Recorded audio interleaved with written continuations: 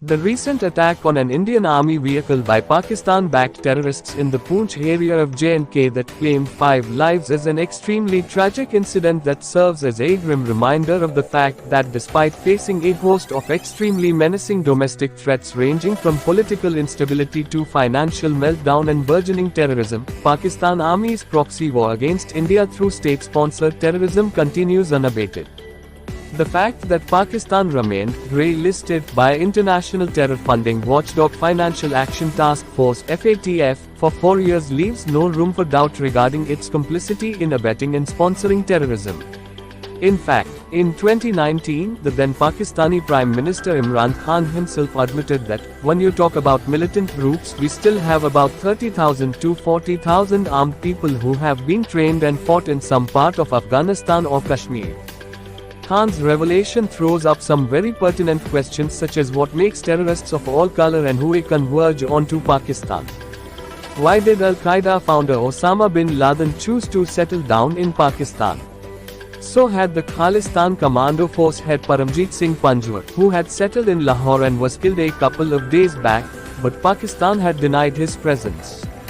How come nearly 150 terror entities and individuals blacklisted by the UN Al-Qaeda Sanctions Committee are either based in Pakistan, have links in the country or operate from the Pakistan-Afghanistan border areas?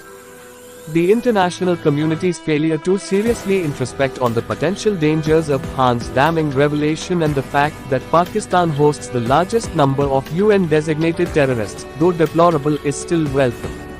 This is because it unambiguously exposes the harsh reality that despite waxing eloquent on creating a united front to unitedly tackle the scourge of terrorism, countries only take meaningful action on this issue when they are directly threatened.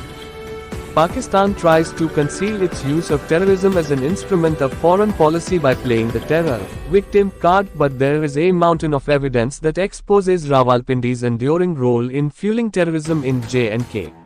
What's most surprising is that the Pakistan Army has no qualms whatsoever in directly associating itself with separatist activities in Kashmir, and on this issue, former Pakistan Army Chief General Qamar Javed Bajwa post Article 370 abrogation statement comes to mind.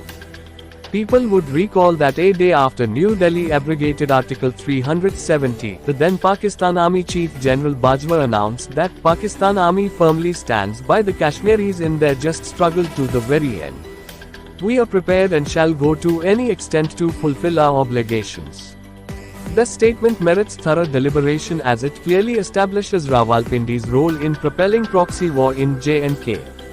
When the government of Pakistan officially acknowledges providing political, moral and diplomatic support to separatists in J&K, isn't Pakistan Army's support to this lobby axiomatic? Hence, where's the need for the army to reaffirm this commitment? Secondly, what exactly does Rawalpindi's assertion that the Pakistan Army is prepared and shall go to any extent to fulfill our obligations? Since the Pakistan Army doesn't have any political or diplomatic outreach and as such, what does Rawalpindi's assurance actually mean?